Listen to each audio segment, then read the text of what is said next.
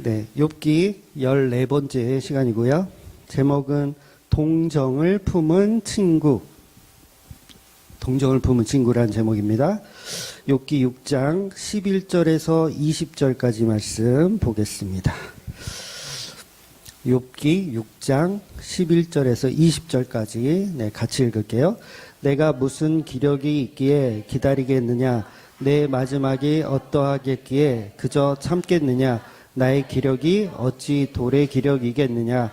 나의 살이 어찌 놋새 같겠느냐? 나의 도움이 내 속에 없지 아니하냐? 나의 능력이 내게서 쫓겨나지 아니하였느냐? 낙심한 자가 비록 적는 자를 경외하기를 저버릴지라도 그의 친구로부터 동정을 받느니라. 내 형제들은 개울과 같이 변덕스럽고 그들은 개울의 물살같이 지나가느나 얼음이 녹으면 물이 검어지며 눈이 그의 속에 감추어질지라도 따뜻하면 마르고 더우면 그 자리에서 없어지나니 대상들은 그들의 길을 벗어나서 삭막한 들에 들어가 멸망하느니라.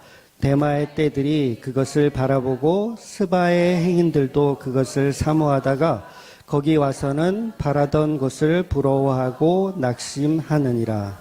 아멘.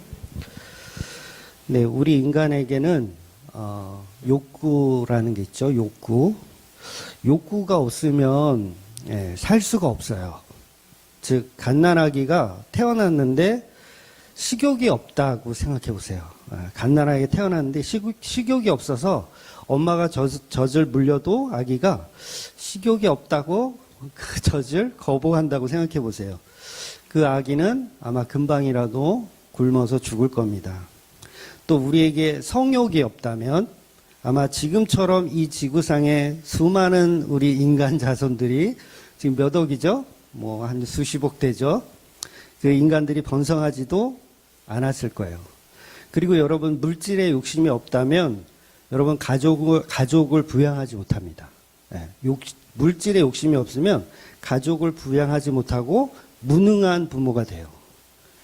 그러니까 매번 2등만 하는 아이가 있는데 1등 하는 아이를 보고 시기 질투하지 않는다면 2등 하는 아이는 평생 열심을 내거나 아니면 뭔가 하려는 노력을 하지 않죠. 그러니까 뭐예요? 욕구 자체가 나쁜 것은 아니라는 거예요. 욕구가 없으면 이게 오히려 더 심각한 병입니다. 그래서 보통 우울증이나 이런 게 왜 오냐면 욕구 자체가 없는 거예요. 그래서 살고 싶은 마음도 없어지는 거죠. 그러니까 우리가 죄라는 그 단어를 이렇게 볼 때 죄 자체는 사실 나쁜 게 아니에요. 그것 또한 하나님의 창조 질서 속에 필요하니까 만들어 놓은 거예요. 그러니까 선악과를 먹고 싶은 욕구를 누가 만들어 놓은 거예요, 사실은? 하나님이 만들어 놓은 거예요. 우리 인간은 그 욕구가 있어야 젖을 빨고 돈을 벌고 자식을 부양할 수 있는 거예요. 그게 전혀 없으면 우리는 금방 굶어 죽어요. 배고파도 밥 먹고 싶은 욕구가 없어. 그래서 몇 날 며칠을 그냥 이렇게 굶는 거예요. 그러니 욕구는 우리 인간에게 주어진 본능입니다. 이 욕구는 반드시 필요하다, 안 필요하다? 네, 필요한 거예요. 그러나 그게 너무 지나치면 그것을 죄라고 여기고 또 그게 아예 없어버리면 그건 굉장히 치명적인 병이라는 거죠. 그러니까 어떤 남자가 있었는데요. 그 남자가 드라마에서 본 거예요. 어떤 남자가 오늘날 갑자기 깨달음을 얻었어.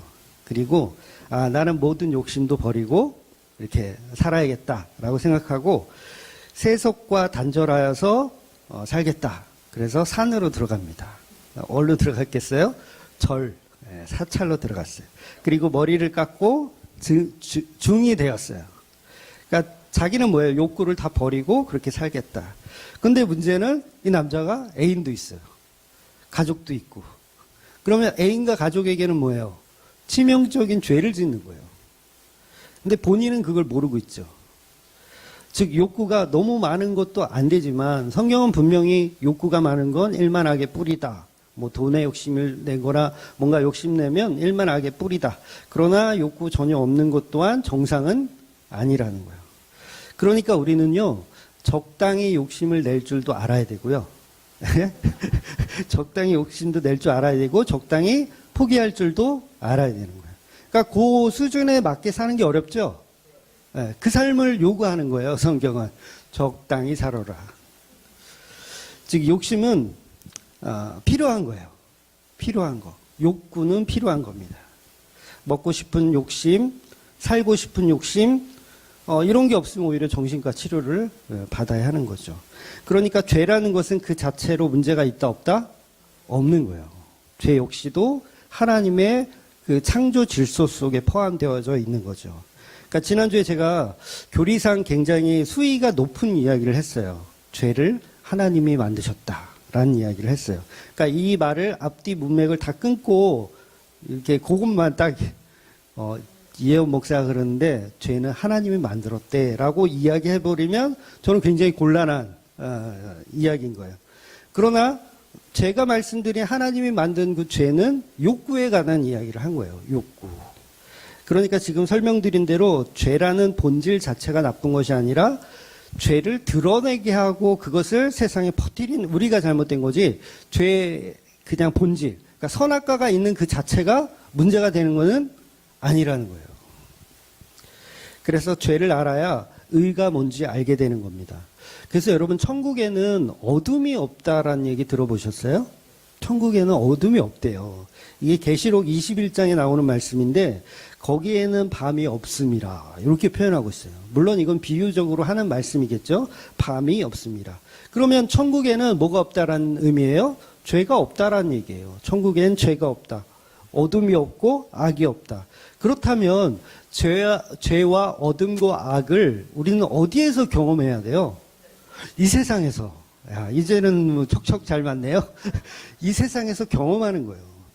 그래서 우리의 인생 자체가 어둠과 죄악을 충분히 경험하고 사는 겁니다. 그러니까 이 삶도 뭐냐면 하나님이 만들고 계신 계획과 질서 속에 그냥 우리가 경험하며 사는 겁니다. 그래서 이 땅에서 죄는 의를 보기 위한 경험들이고 이 땅에서 지옥을 맛보는 것은 천국을 보기 위한 경험을 하고 있는 거예요. 그래서 천국에는 뭐가 없다 그래요? 눈물도 없다. 고통도 없다. 그러면 눈물과 고통이 없는 천국을 갈 건데 그럼 눈물과 고통과 이걸 어디에서 경험해야 돼요? 네, 세상에서 경험하는 거예요. 그러니까 지극히 정상적인 삶을 여러분은 살고 있어요. 하나님 나는 왜 이렇게 고통스러워요? 하나님 나는 왜 이렇게 눈물이고 어둠이고 나는 왜 이래요? 이렇게 불평할 필요가 사실은 없는 거죠. 그거 경험하라고 일부러 이 땅에서 이렇게 살게 내버려 두시는 거예요. 아니면 벌써 데려가셨어요. 그래서 충분히 경험한 사람은요, 데려가세요, 진짜. 충분히 경험했다? 그럼 데려가세요. 한 100년 정도 걸리죠, 그 기간이. 그래서 바로 이 땅에서 눈물과 고통을 경험하는 겁니다. 그래서 산상수훈, 우리가 잘 알고 있는 산상수훈의 팔복 이야기가 뭐예요? 심령이 가난한 자, 복이 있다.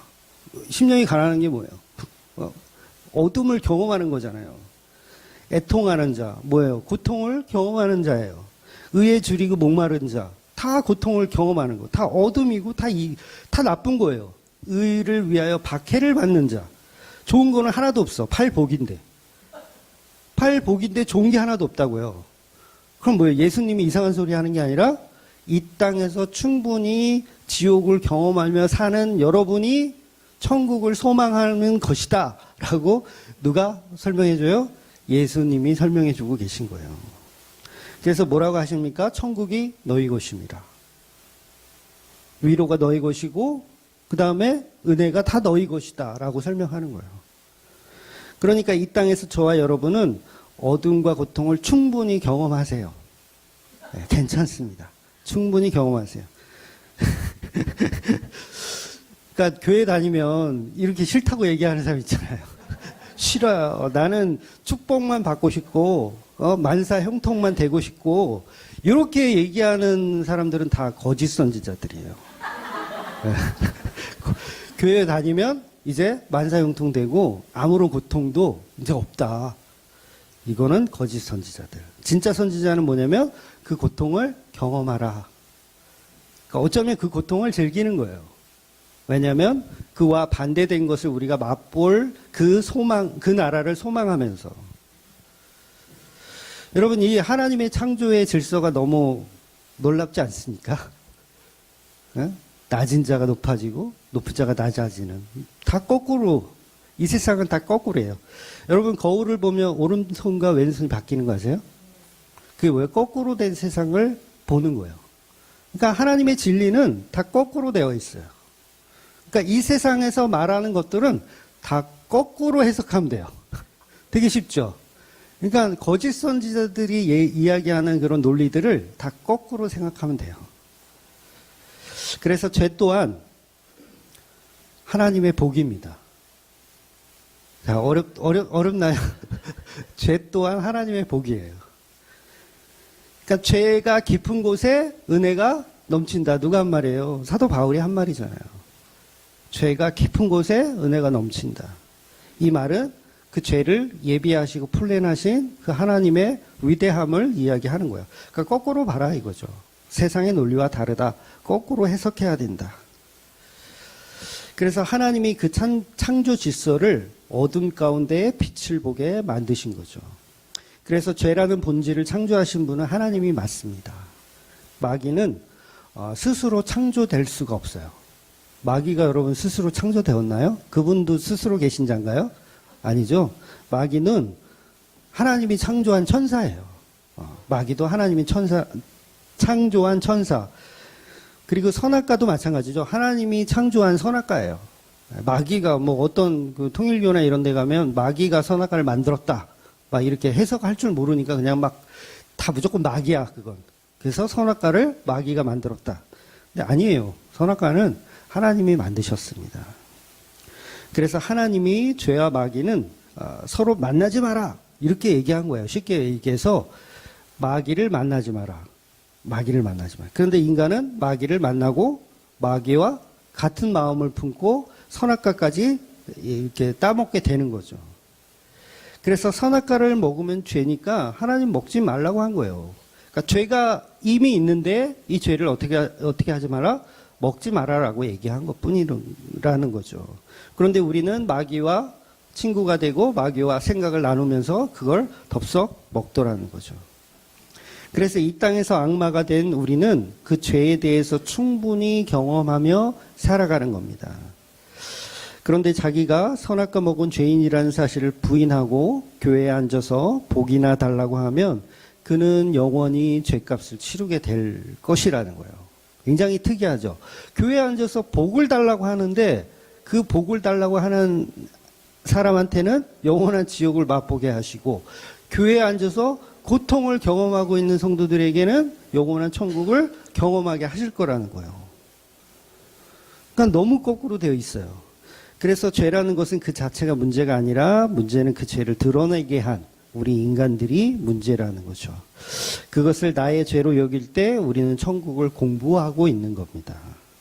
그래서 이 땅에서 내가 어둠임을 경험하고 빛이신 예수님의 그 십자가에 매달려 죽으신 그분이 우리의 구세주이심을 인정하는 그 어둠을 경험하는 게 이제 천국을 갈 수 있는 그런 준비를 하고 있는 것이죠. 그래서 성도는요, 사실 그 십자가 은혜를 알면 이제는 죽어도 여한이 없다. 그런 말이 나올 수밖에 없어요. 그래서 선악과의 본질은 죄이고 그 죄의 본질이 동상중앙에 있었던 거예요. 그러니까 하나님을 경외하라고 준 선악과를 우리는 경외하지 않는 거죠. 그러니까 피조물이 하나님처럼 되고 싶은 그 지나친 욕구 때문에 욕구는 괜찮은데 그 지나친 욕구 때문에 결국 죄를 드러내게 했다라는 거예요. 그러니까 죄는 봉인되어 있어야 돼요. 죄는 여기에 봉인되어 있어야 돼요. 하나님은 죄를 만드셨는데 그 죄를 그냥 세상에 뿌린 게 아니라 봉인시켜 놓으셨어요. 그거 먹지 마라, 열지 마라 이렇게 봉인해 놓으신 거예요. 그런데 결국은 인간이 그 봉인을 뜯게 되고 선악과를 따먹게 돼서 세상의 죄가 다 창궐하게 되는 거죠. 그래서 먹고 싶은 욕심은 건강한 사람이라면 누구나 가지는 본능적인 것인데 그걸 억제하지 못하고 하나님을 경외하지 못하면 죄를 드러내게 되더라는 거죠. 그런데 우리는 그렇게 할 수 있는 능력이 사실 없어요. 그러니까 죄를 억누를 수 있는 우리의 능력이 없다라는 게 이제 하나님이 심어놓은 피조물의 존재성이라는 거죠. 그러니까 하나님의 계획은 선악과를 먹을 수밖에 없는 욕구를 가졌음을 우리에게 알려주기 싶으신 거예요. 선악과를 먹을 수밖에 없는 욕구를 가졌다. 우리는 죄를 지을 수밖에 없는 존재라는 거. 그래서 성경은 이미 태초 이전부터 우리를 선택했다고 말합니다. 그러니까 이 말 자체가요, 교리적으로는 사실 말이 안 되는 거예요. 태초 이전부터. 그러니까 죄가 들어오고 그 죄를 우리가 범하고 이런 것과 상관없이 태초 이전부터 선택되어 있다는 거예요. 그러면 이 모든 역사가 다 누구의 주관 속에 있는 거예요? 하나님의 주관 속에 그냥 있는 거예요. 인간의 타락 또한 하나님이 계획 속에 플랜 안에 들어 있었던 거죠. 그래서 영원한 세계 속에서 출발하는 그 하나님의 창조가 어떤 것인지를 우리는 알아가야 된다는 거죠. 즉 고통받는 욥의 처음과 끝은 이미 하나님이 알고 계셔요? 모르고 계셔요?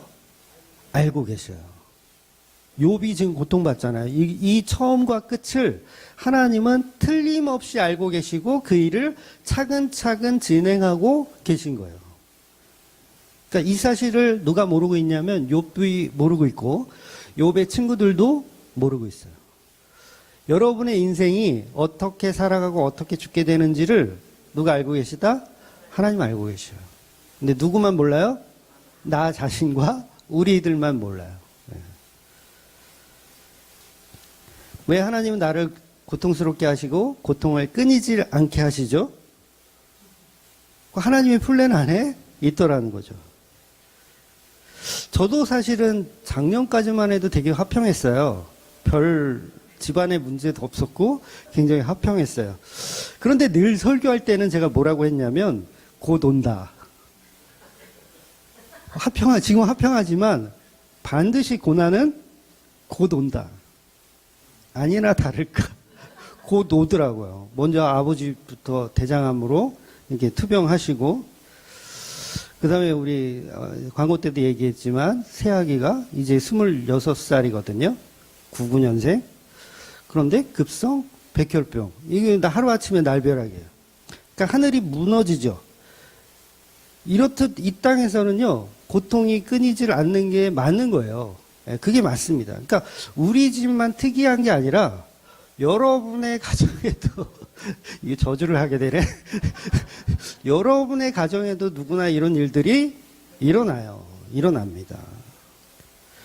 그러나 어떻게 해야 돼요? 우리는 그 일을 겸허히 받아들이고 견디는 거예요. 겸허히 받아들이고 견디는 거예요.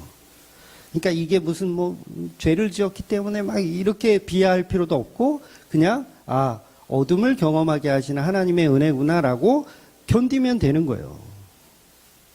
그러니까 욥과 욥의 친구들이 지금 해야 할 것은 뭐냐면 욥은 뭐 해야 돼요? 그냥 견디면 돼요. 견디는 거예요. 욥의 친구들도 뭐 하면 돼요? 그냥 위로해주고 잘 견딜 수 있도록 그냥 옆에 있어주면 돼. 근데 그냥 지랄을 하고 너 무슨 죄가 있는지 빨리 하나님께 기도하고 그래서 암이 떠나가게 빨리 해라. 이 지랄을 한다고요, 우리가 다. 가끔 이제 저한테 이제 그런 질문을 하거든요. 인생 상담 같은 거.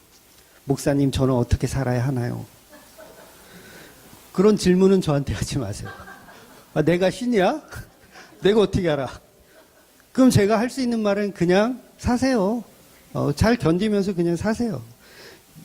너무 열심히 살려고 할 것도 없고, 그렇다고 자포자기하면서 포기하며 살 것도 없고, 그냥 믿음의 분량대로 그냥 견디세요.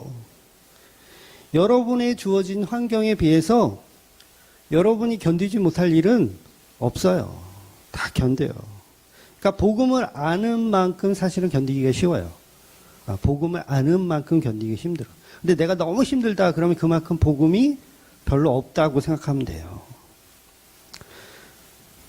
그래서 제가 힘들어하는 여러분이 상담 전화를 주시면 제가 드리는 말은 늘 똑같아요. 그냥 성경 보시고요. 말씀 좀 들어주세요. 다른 거 이상한 거 듣지 마시고요. 가급적이면 제 거. 예, 들어주세요. 그리고 예배하세요. 이 말밖에 할 게 없어요. 아니, 교회도 오지 않고, 말씀도 안 듣고, 그런 사람이 내 인생을 어떻게 살아야 되냐, 그러면 제가 쌍욕을 해요, 그냥. 여러분, 피조물은 그냥 피조물의 자리에 있는 거예요. 나를 누가 만들어 가시냐면 하나님이 만들어 가고 계신 거예요. 그러면 피조물은 그냥 피조물의 자리에서 그 환경을 인정하며 살아가는 겁니다. 나를 좋은 밭에 심으셨던, 나를 정말 구질구질한 밭에 심으신 분이 하나님이시니까 나의 환경과 상관이 있어요, 없어요? 없는 거예요. 여러분이 정주영 그 아들로 태어나지 않은 거, 그걸 원망할 필요가 없어요. 그냥 하나님이 하나님의 계획대로 여러분을 그런 집에 태어나게 하셨어요. 네, 저도 마찬가지고요. 맨날 싸우고 농약 먹고 그런 집에 태어나게 하셨어. 5살짜리가 슬리퍼 질질 끌고 막 간다고 그러고, 어머니 막 니아까지 실려가고 막 병원 간다고 농약 먹고 니아까지 실려갔어요. 저는 그걸 또렷하게 다 기억나요. 네. 왜 그 집안에 태어나게 했냐? 하나님의 계획이에요. 그러면 나는 그 환경에서 충실히 살아야 돼요? 아니면 하나님께 삿대질하면서 거부하며 살아야 돼요? 충실히 살아야 돼요. 물론 복음이 없을 때는 막 삿대질도 하고 그러죠. 근데 복음이 들어오면 여기에 심으신 이유가 하나님께서는 있겠구나라는 걸 겸허히 받아들이는 거예요. 그러니까 욥이 지금 해야 할 것은 뭐냐면 이 환경을 주신 하나님을 겸허히 받아들이는 거예요. 근데 우리는 그걸 못 받아들여. 그냥 얼마나 지랄을 하는지 몰라. 그냥 피조물은 피조물의 자리에 있는 거. 그 창조주를 인정할 때, 그 나를 창조하신 그 창조주를 인정할 때 이 세상 고통이 소망이 될 수 있는 거예요. 그렇게 되면 욥의 친구들도 욥이 1장에서 고백한 내용처럼 사실은 욥의 친구들도 욥에게 어떻게 말해야 되냐면 주신 분도 하나님이요 가져가신 분도 하나님이다. 그러니 잘 견뎌보자. 뭐 필요한 거 있으면 내가 도와줄게. 이렇게 견뎌야 되는데 이 친구들은 지금 막 서로 정죄하기 바빠요. 욥의 친구들은 지금 믿음이 없어서 선한 자가 십자가의 고통을 받는 것을 부정하고 있는 겁니다. 선한 욥을 죄인 만들기에 급급한 거예요. 그러니까 교회에 다니는 사람들 그러죠? 나쁜 일 생기잖아요? 그러면 뭐라고 생각해요? 하나님께 벌 받는 거다라고 생각해요. 하나님의 정당성을 자기들의 논리로 주장하고 싶은 거죠. 하나님은 선한 자에게 고통을 주지 않는다라는 논리를 갖고 있어요. 물론 선악과 먹은 인간들은요, 다 고통을 받는 게 맞아요. 그러나 그 선악과 먹은 자들 중에서도 선택한 백성들이 있잖아요. 그 백성들의 삶은 다르다 그랬어요. 세상이 추구하는 논리하고 성도의 논리는 달라요. 그러니까 세상이 추구하는 논리, 세상 사람들은 고통받는 게 당연한 거예요. 죄의 결과예요. 그거 맞습니다. 근데 성도에게는 죄의 결과가 아니에요. 성도에게는 피조물의 삶을 살아가고 있는 거예요. 그러니까 이 차이가 확연합니다. 그래서 복음이라고 하는 거예요. 그래서 복음이다. 나는 저주받은 게 아니라 하나님의 계획 안에 이끌려간다. 다수가 저주의 길로 가는데 저주받아 고통받는 지옥의 삶을 사는데 그 중에서 성도가 지금 뭐예요? 하나님의 계획 속에 고통을 받고 있는 거예요. 그러니 하나님은 성도로 택함을 받은 사람도 이 땅에서 고통을 주시는 겁니다.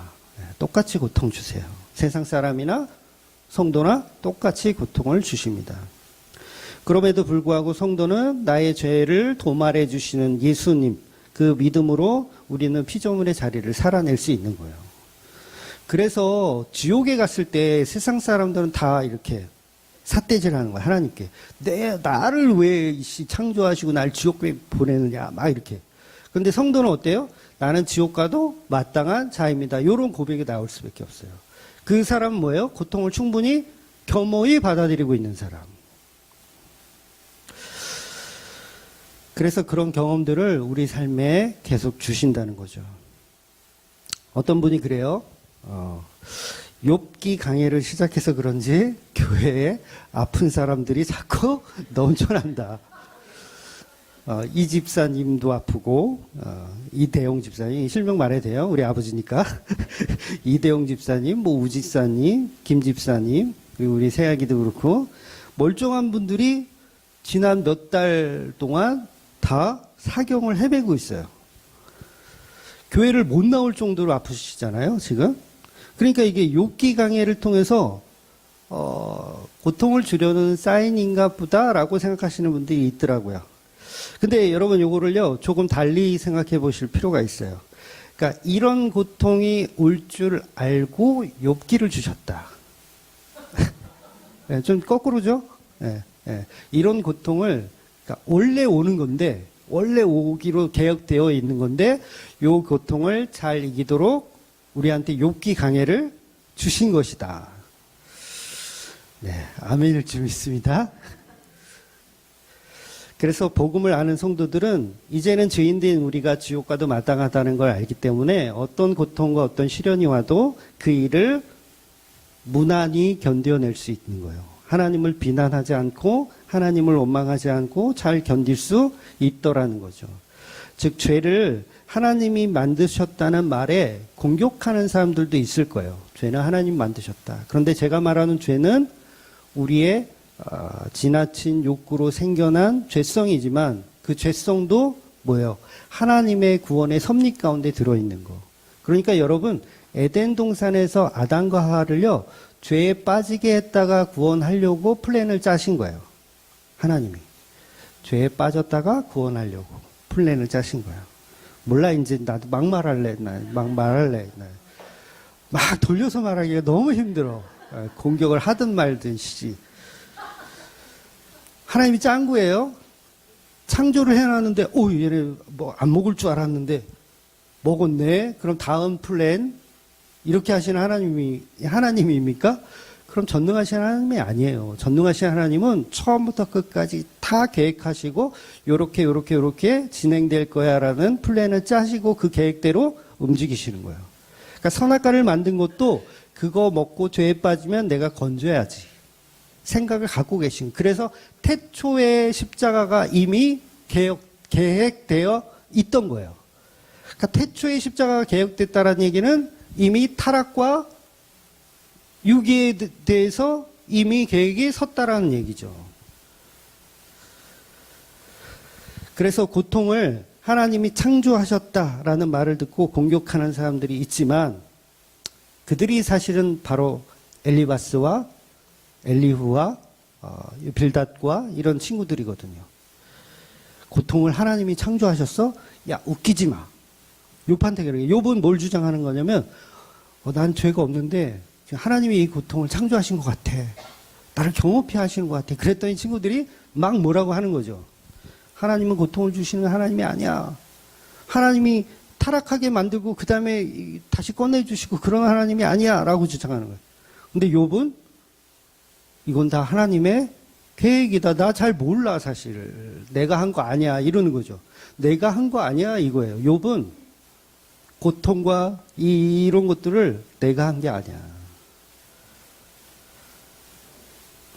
그래서 욥의 친구들은 그 은혜를 모르기 때문에 하나님은 거룩한 성도에게 고통을 주지 않는다라고 말도 안 되는 논리, 잘못된 논리로 계속 정죄하고 있는 거예요.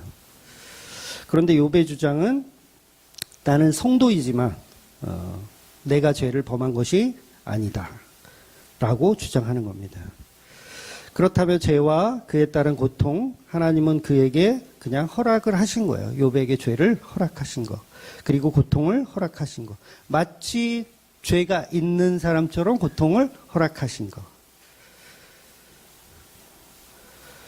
그래서 오늘도 욥의 주장을 계속 이야기합니다. 욥의 대사예요. 오늘도 계속 욥의 대사인데 저주로 고통받는 자체가 죄의 결과가 아니라는 것을 계속 호소합니다. 욥은 예수 그리스도의 예표이기 때문에 100% 맞는 이야기를 계속 하는 거예요. 즉 저주라는 것은 그 자체로 하나님이 만드신 선악의 구조일 뿐 우리 인간이 선악간을 만들거나 죄와 의를 만드는 것이 아니라고 주장하는 겁니다. 아마 지난 욥기서의 강의를 못 듣고 이 말을 만약에 오늘 유튜브로 처음 듣는 분이 혹시 계시다면 무슨 얘기인지 잘 사실 모를 거예요. 앞에서부터 좀 차근차근 들어야 되는데 뭐 그래도 괜찮죠. 계속 반복적으로 앞으로 나오니까. 그래서 욥은 오늘 본문에서 친구들에게 이제 서운한 마음을 토로합니다. 그 14절에 보면 낙심한 자가 비록 전능자를 경외하기를 저버릴지라도 그의 친구로부터 동정을 받느니라 이런 말을 해요. 그러니까 욥은 너희들의 말처럼 내가 비록 전능자를 경외하기를 저버렸다고 치자. 그래 내가 나쁜 놈이라고 치자. 그렇다고 해서 너희가 하나님처럼 똑같이 하나님의 자리에 앉아서 나를 정죄하면 되겠느냐. 그 이야기를 욥은 하고 있는 거예요. 우리는 친구 아니냐. 욥이 우리는 친구 아니냐. 벌 받고 있는 친구를 보면 동정해줘야지. 그렇지 않아요, 여러분? 친구라는 게 그렇지 않습니까? 그러니까 친구가 이제 반에서 이렇게 놀다가 선생님한테 혼나서 벌 쓰고 있어. 그러면 그거를 이렇게 놀려요? 놀렸구나, 다. 근데 그거를 공감해 주는 게 친구잖아요. 그러니까 하나님을 어설프게 믿는 사람들은 교인이 큰 병에 걸리면 개인적인 죄 때문에 하나님이 그 교인을 벌 주시는 것이라고 이렇게 정죄를 하더라는 거예요. 그러니까 저와 여러분도 사실 그런 마음이 있죠? 없나요? 있어. 누가 막 하나님 말 되게 안 듣고 막 그러면 막 교통사고 나서 뭐 잘못되고 그러면 거봐, 하나님은 이렇게 말 안 들으니까 그렇게 되지. 그러니까 오전에도 제가 욥기를 설명드렸지만 욥기가 아니라 요나서를 설명드렸지만 요나서가 다시스로 가잖아요. 니누에로 안 가고 다시스로 가려고 하잖아요. 그랬을 때 우리는 다 요나가 죽을 뻔하고 물고기 뱃속에 들어가니까 쌤통이라고 생각 안 하셨어요? 니누에로 안 가고 이 건방지게 하나님의 말씀을 거역하고 다시스로 가? 그러니까 폭풍을 만나잖아요. 그래서 뭐라 그래요? 쌤통이다, 이것들이 그냥. 우린 다 그 마음을 갖고 있다라는 거예요. 근데 그건 뭐예요? 하나님이 사실은 예수 그리스도를 증거하기 위해서 요나를 들어서 지금 그 인생을 가지고 플랜하고 있는 것 뿐인 거죠.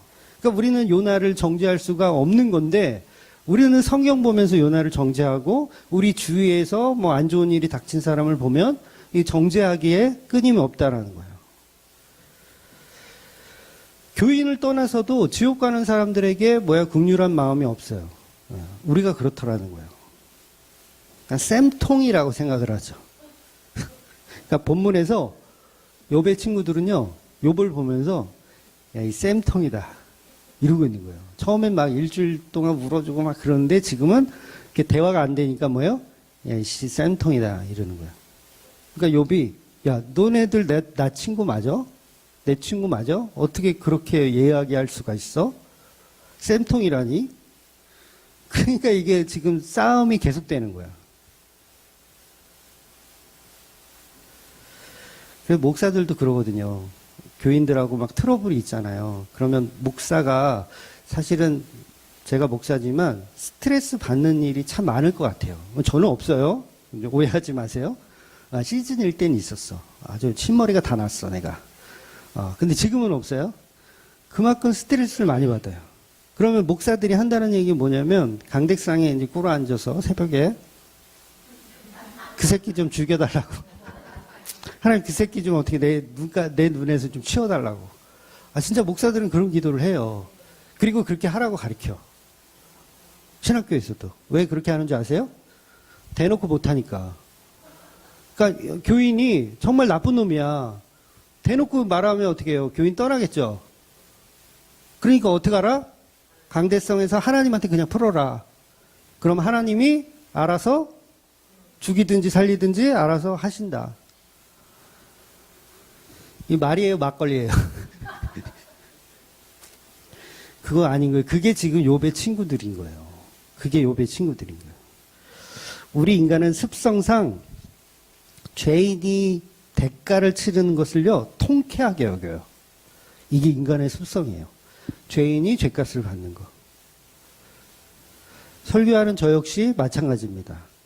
목사들은요, 대부분 사형 제도를 반대하거든요. 대부분 반대해요. 그 이유가 뭐냐면, 생명은 하나님께 속한 것인데, 우리가 그를 어떻게 생명을 인위적으로 빼앗을 수 있느냐. 그러니까 성경에도 나오잖아요. 죄 없는 자가 돌을 들어 저 여자를 치라. 그러니까 목사들은요, 대부분 사형 제도를 반대합니다. 생명은 하나님의 것이니. 그런데 저는 전혀 저는 전혀 찬성합니다. 사형 제도는 반드시 필요하다고 생각하는 사람 중에 한 사람이에요. 그러니까 왜 그러냐면 저 역시도 악한 자가 벌을 받는 걸 통쾌하게 여겨요. 아주 생각이 아주 쓰레기죠. 통쾌하게 여겨요. 그래서 그 뭐죠? 범죄도시4?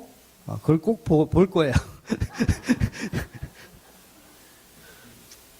그래서 영화를 보더라도 악당들은 반드시 처벌받고 착한 사람은 뭐예요? 이렇게 살아나고 다시 행복해지는 그런 영화를 좋아해요. 그러니까 영화를 보더라도 악마가 이기는 걸로 끝나는 영화가 종종 있잖아요. 그럼 막 개짜증이 나. 그 개짜증이 나가지고 막 집사람한테도 막 이 영화를 이따 이러고 만들면 어떡하냐고. 악마가 승리하다니 막, 이야, 야마가 돌아서 볼 수가 없어요. 그런데 본문이 말하고 싶은 것은 뭐냐면, 이 악당이 바로 나의 버지라면, 나의 친구라면, 이에요. 이 악당이 나의 친구라면, 그런데도 이 악당을 어떻게 할 것이냐. 이 악당이 나의 친구이고, 그냥 막말로 내 친누나고, 내 친형제고, 내 친동생이라면, 이 상황은 반드시 달라져야 한다는 거죠. 그래서 15절 말씀처럼 욥의 고백은 내 형제들이 지금 이 친구들이 개울과 같이 변덕스럽고 그들은 개울의 물살같이 지나간다. 그러니까 굉장히 시적으로 표현하는데 여름에 물이 필요할 때는 호수가 말라있고 사막에서 물을 보고 찾아갔더니 결국 거기는 신기루이고 즉 내 마음은 지금 너무 고통스러운데 친구들이라고 이게 찾아와가지고 나를 더 힘들게 하더라는 거죠. 그러니까 하나님의 고통만으로도 힘든데 너희들이 와가지고 지금 짓거리는 이 얘기들이 나를 더 힘들게 하더라는 거예요. 그래서요, 친구는 그 고통을 함께 동참하는 거예요. 그래서 이게 본문이 왜 복음이냐면 그 친구의 역할을 누가 해주시냐면 예수님이 그 역할을 해주고 있다라는 얘기를 본문이 하고 싶은 거예요. 그래서 예수님은 우리를 친구라고 표현을 하시거든요. 실제로 요한복음 15장 15절에 보면 이제부터 너희를 종이라 하지 아니하리니 종은 주인이 하는 것을 알지 못함이라 너희를 친구라 하였느니 내가 내 아버지께 들은 것을 다 너희에게 알게 하시겠다라고 말씀하시는 거예요. 그러니까 비밀을 친구에게 알려주신다는 거예요. 어떤 비밀이에요? 복음의 비밀. 그럼 뭐예요? 욥이 사실은 예수님이라면 그 친구들에게 복음의 비밀을 알려주는 거죠. 근데 그 복음의 비밀을 언제 알게 되냐면 나중에 알게 돼요. 이제 40저 끝에 가면 알게 됩니다. 즉 예수님께서 고통받고 계신 십자가를 보면서 우리가 예수님의 친구가 된다는 것은 그 십자가에 침을 뱉고 그 십자가를 막 정죄하고 이런 게 아니라 친구로 여겨야 된다는 거예요. 그런데 우리는 그렇게 못해. 우리는 예수님이 십자가에 달리는 걸 통쾌하게 여겨요. 제가 그렇다고 그랬잖아요. 사형제도 찬성. 그래서 예수님 십자가에 매달릴 때 나는 찬성하는 쪽이야. 잘 이해가 되세요, 지금? 저는 찬성하는 쪽이야. 그래서 못 박아라, 못 박아라. 나 목사인데 다 목사들은 다 반대하고 있는데 어떻게 죽일 수가 있어. 저기 십자가에 처참하게. 근데 저는 뭐 하고 있다고요? 못 박아라, 못 박아라. 이러고 있다는 거예요. 그런데 누가 나의 친구가 되어주신다고? 십자가에 달린 예수님이 못 박으라고 하는 나의 친구가 되어주신다고. 그러니까 욥의 친구들은 지금 욥을 죽이려고 하는 거잖아요. 얘라 너는 말이 안 통한다. 너는 그냥 이 고통을 그냥 다 너 처먹어라. 막 이러는데 욥이 그 친구들의 친구가 되어주면서 이 비밀을 알려준다는 거죠. 그래서 성도는 예수님을 동정하는 자. 이 동정이라는 의미는 뭐 불쌍한 사람이 있을 때 이게 동전 던져준다 그런 의미가 아니라 그 마음을 내가 함께 나눈다라는 뜻의 동정. 그래서 예수님 마음이 나의 마음이고 나의 마음이 예수님 마음이 되는 거. 이게 친구라는 거죠. 그래서 우리는 예수님의 마음에 합당한 성도들이 되어지는 거예요. 우리는 그렇게 될 수가 없는데 되어지게끔 만들어 가신다는 거죠. 그래서 욥의 친구들이 욥을 저주하지만 욥은 이들의 친구가 되어줘요. 지금은 이제 티가 안 나는데 나중에 친구가 되어줘요. 그래서 이들이 하는 제사를 받아주고 중보해서 기도해주고. 그래서 욥의 친구들은 욥 때문에 구원을 받게 되는 거죠. 그러니까 스데반 집사도 그랬잖아. 죽을 때 돌을 던지는 사람들을 향해서 저들의 죄를 용서하여 주시옵소서. 저들은 자기가 하는 일을 알지 못합니다. 예수님도 똑같이 십자가에 못 박으라는 저들의 죄를 저들은 알지 못합니다. 용서해 주세요. 뭐예요? 예수님이 그들의 친구가 되어주는 거예요. 자기를 죽이려고 하는 사람의 친구가 되어주는 거.